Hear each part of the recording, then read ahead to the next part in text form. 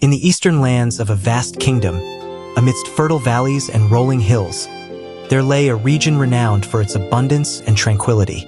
There, rivers meandered like silver ribbons, nourishing endless fields of golden wheat that stretched to the horizon. Beneath the shade of ancient olive trees, flocks of sheep and cattle grazed leisurely, bearing witness to the land's prosperity. A gentle breeze carried the scent of ripened grain, and each morning, as the sun rose over the hills, it served as a reminder of the Lord's mercy. In this land lived a man named Ethan, a wealthy master, though not only in possessions. Ethan feared the Lord and walked in righteousness, neither deceitful nor given to wickedness, always extending his hand to the poor and needy.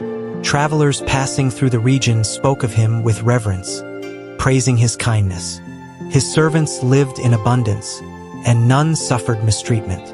Though the years had left their mark upon his face, wisdom and benevolence still shone in his eyes. Ethan had 7 sons and 3 daughters, all strong and wise. His sons were young men of great stature, well-learned and capable in all manner of work. His daughters were graceful and skillful, the pride of their household. It was said that throughout the land, no family was more prosperous or united than Ethan's. Yet Ethan did not place his trust in his wealth. Each morning, before the sun's first light, he would rise, step out onto his threshold, and kneel in prayer, facing the east. As the dawn's first rays broke upon the land, he would rise and go to the altar of stone set in the fields, offering sacrifices unto the Lord. The finest lambs of his flock, the first fruits of his harvest, all were laid upon the altar, for he believed that all he had came from God. On feast days, his sons and daughters would gather, hosting banquets in each other's homes in turn. The tables overflowed with wine, fragrant bread, and roasted lamb, golden and tender. Laughter echoed among the stone dwellings, and torches burned brightly into the night. Yet after each feast, Ethan's heart grew anxious for the souls of his children. He would ask himself, could they have sinned? Could they have spoken irreverently against the Lord without knowing it? And so, after every feast, Ethan would go out to the wilderness once more, offering sacrifices and pleading for the Lord's mercy upon his children. Such was the life of Ethan, a man of great wealth yet great humility, strong yet in awe of the Almighty, walking in righteousness amidst a world of temptation. But the greatest trial of his life had not yet come, and none could foresee what lay ahead. In the fertile land where Ethan dwelled, his wealth was measured not only by the vast fields of wheat or the thriving herds of livestock, but also by his fear of the Lord and his upright heart. The people of the region held him in great esteem, for Ethan was not only a man of riches but also a loving father, a merciful master, and a devoted worshiper of the Almighty. But the trial from heaven had been decreed. In but a short time, relentless waves of calamity descended upon his life, like a mighty tempest that spared nothing, leaving only ashes in its wake. At the break of dawn, as the first rays of sunlight touched the distant hills, a servant came running into Ethan's house, his face drained of all color. Master, disaster has struck. The servant gasped, falling to his knees upon the ground. The Sabaeans came from the south. They have taken all the oxen and camels, slain every servant who guarded them. I alone have escaped to bring you this news. Ethan's hand tightened around the armrest of his chair, his sharp eyes filled with quiet contemplation. But before he could utter a word, another servant stumbled in, his garments covered in dust. My lord, fire fell from the heavens. It consumed the sheep and the shepherds. Nothing remains but ashes. No sooner had the words left his lips than a third servant collapsed at the doorway, wailing in despair. The Chaldeans came like a whirlwind from the east. They have taken all the donkeys and slain every man in their path. Ethan closed his eyes, his heart clenched with sorrow. The wealth he had built over many years lay in ruin in but a single day. Yet instead of lamenting, he whispered, the Lord gives, and the Lord takes away. Blessed be the name of the Lord. But the calamity had not yet ceased. As the sun dipped low and the evening shadows stretched across the fields, another servant appeared, his body trembling, his breath unsteady, his face pale with terror. Ethan stood motionless, an unspoken dread rising from the depths of his soul like a dark and consuming tide. "My lord, oh my lord Ethan," the servant sobbed, "your sons and daughters. They were feasting together at the house of your eldest son." Ethan took a step forward, his legs heavy as if weighed down by stone. A great wind swept in from the desert. The house collapsed. "All of them, all are lost." The words struck like a blade, piercing the very heart of Ethan. He stood still, unable to speak. His soul cried out in anguish, but his lips did not form a single word of complaint. With trembling hands, he tore his robe, cast ashes upon his head, and fell to his knees upon the earth. The heavens themselves seemed to hold their breath as the wind howled through the desolate fields, carrying with it the silent grief of a father bereaved of his children. He closed his eyes, his breath uneven, and from the depths of his broken spirit, a prayer rose. "The Lord gives and the Lord takes away. Blessed be the name of the Lord." Though the sorrow cut to his very bones, Ethan did not curse his God. The days of mourning passed, yet Ethan did not utter a word of complaint against the Lord. His heart, though shattered like a vessel cast upon the rocks, remained steadfast in its devotion to the Most High, for he believed that all things rested within the divine will of God. But the trial was not yet complete. Satan, that ancient adversary who prowled ceaselessly in search of souls to devour, beheld Ethan's unyielding faith and grew restless. Seeing that loss and sorrow had not shaken him, the deceiver sought permission to afflict his very flesh. And the Lord, in his boundless wisdom, granted it. One morning, before the first light of dawn had broken over the hills, Ethan felt a strange, searing pain coursing through his body. His head throbbed as if struck by a mighty hammer. His flesh burned and ached, as though some unseen poison was spreading through his very sinews. Soon, his body was covered with festering sores. From the crown of his head to the soles of his feet, not a single inch of skin remained untouched. The pain gnawed at him like fire-consuming dry wood, relentless both day and night. His once proud back bent under the torment. His hands trembled, and his legs, once as steadfast as pillars of stone, became frail as withered grass swaying in the wind. None dared to approach him. Even the most faithful of his servants withdrew in fear. The villagers, who had once admired Ethan's wisdom and kindness, now whispered among themselves with wary glances. "What sin has Ethan committed, that the Lord should strike him so terribly?" No longer welcome in any house, Ethan departed from the village, seeking refuge in the ashes outside the city walls. There, he sat upon the dust, his once strong hands grasping a broken shard of pottery to scrape the sores that oozed upon his skin. His eyes, sunken from sleepless nights and unceasing pain, stared into the distance, yet not once did his lips utter a complaint against the Lord. Inside the house, now empty and desolate, Ethan's wife sat in silence, her eyes clouded by the weight of many sorrowful days. She had lost 10 children to the grave, watched their wealth crumble into dust, and now her beloved husband had become an outcast, rejected by man, afflicted by suffering. She remembered the days of old, when Ethan stood strong, when their flocks covered the fields like waves upon the sea, when the laughter of their children filled the halls of their home. But now, silence and mourning were all that remained. At last she could bear it no longer. Leaving the house, she walked beyond the city walls, where Ethan sat in the ashes. For a long moment, she gazed upon him, the man she once honored, now reduced to a frail and broken figure, his body wasted by disease, shunned by all. Her voice trembled as she spoke. Asterisk, do you still hold fast to your integrity? Curse God and die. Asterisk. The words struck Ethan like a dagger to his soul. Slowly, he lifted his eyes to hers, not with anger, nor with reproach, but with a sorrow too deep for words. Even in the midst of unbearable pain, his faith remained unshaken. You speak as one who is foolish, he answered. Asterisk, Shall we accept good from the Lord, and not also affliction?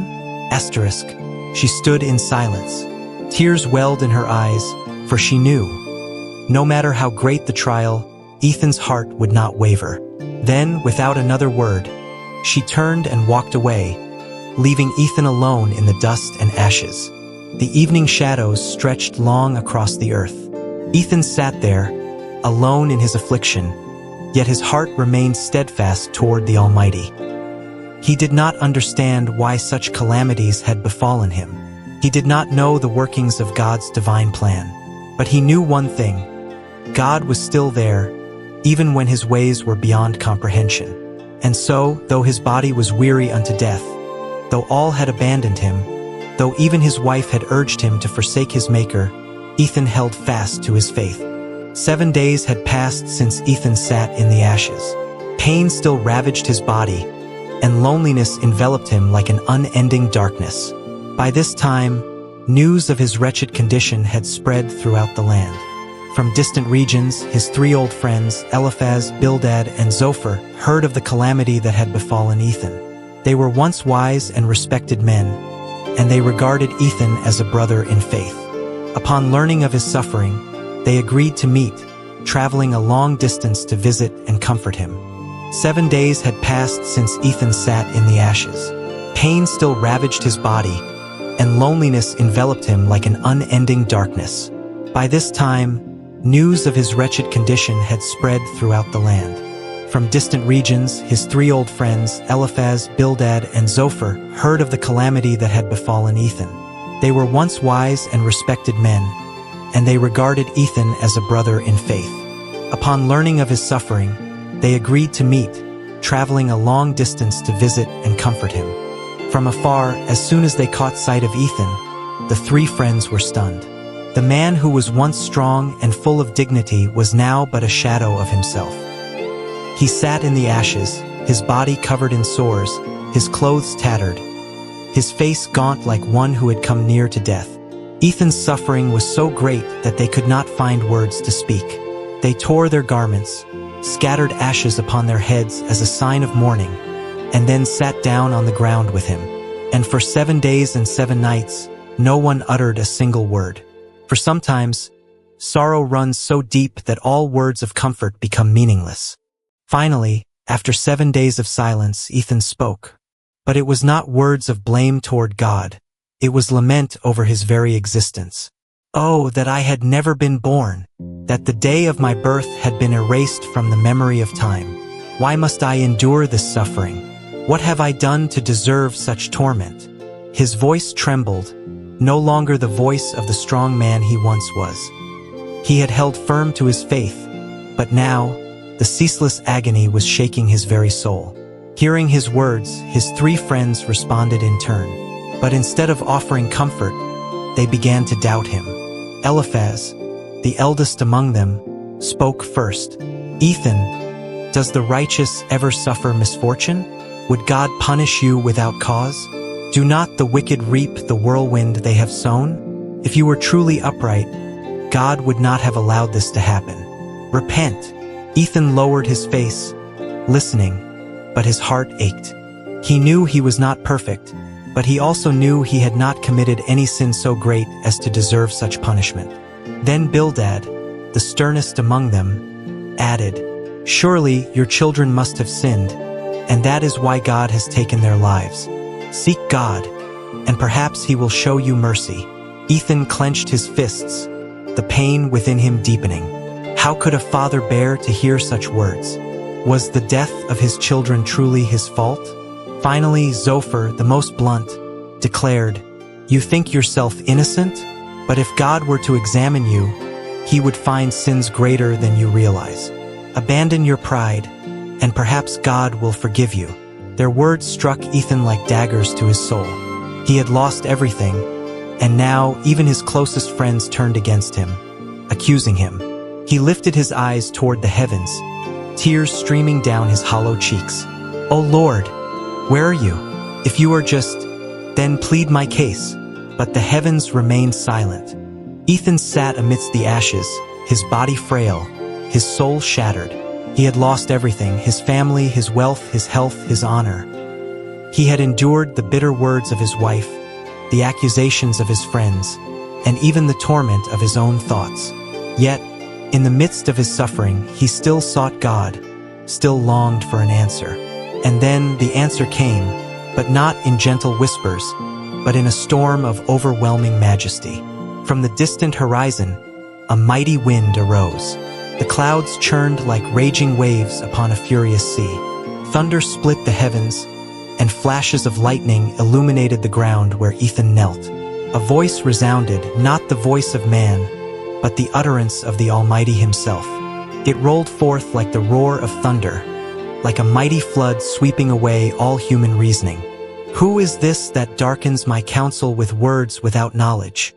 Ethan fell with his face to the ground, trembling before the presence of the Lord. He dared not lift his head. He dared not utter a word. The Lord continued to speak. "Ethan, where were you when I laid the foundations of the earth? Tell me if you have understanding.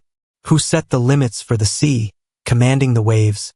This far you may come, but no farther? Have you commanded the morning to shine its light upon the earth?" Ethan listened to these words, each syllable striking his heart like a hammer upon stone. He had longed for an explanation, a justification for his suffering. But now, he realized he had dared to question the Creator without comprehending his divine plan.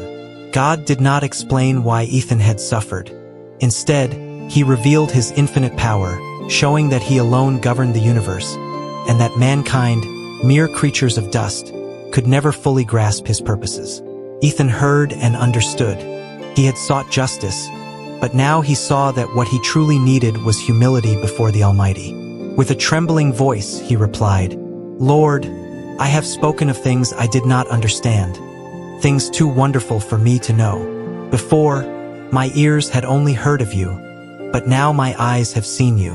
Therefore, I repent in dust and ashes." The storm had passed, and the sky was once again as clear as if no tempest had ever swept through. The sun broke through the clouds, casting its golden light upon the place where Ethan knelt in the dust and ashes. His breath was weak, yet within his heart, a new fire had been kindled, a fire of humility, of unwavering trust in the Almighty. Ethan had always been a righteous man, but through his trials he had learned a greater lesson, that mankind cannot fathom the full design of God, yet they can trust him even in the darkest of times. And then a miracle unfolded. The Lord, who had tested him, was also the one who would restore him. In the days that followed, Ethan's strength began to return. The sores that covered his body healed, and his flesh was no longer racked with pain. The legs that had trembled beneath him now stood firm, and the hands that had been weak now grew strong once more. But this was only the beginning. Day by day, the blessings of the Lord descended upon Ethan. The people of the village, those who had once shunned and scorned him, now returned with reverence in their hearts. They brought him gifts, livestock, gold, and silver, as though the entire land had awakened to restore what had been lost. Ethan did not merely regain what had been taken, he was blessed twofold. His livestock, once stolen and slaughtered, now multiplied to twice their former number. His land, once scorched and desolate, now flourished with greenery, more abundant than ever before. And most precious of all, the Lord granted him new children, 7 sons and 3 daughters, fair and strong like branches rising from rich soil.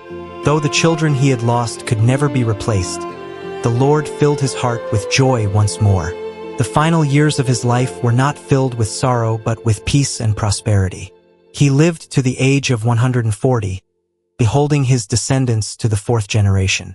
And when his time came to depart from this world, he passed away in fulfillment, knowing that the Lord had always been with him.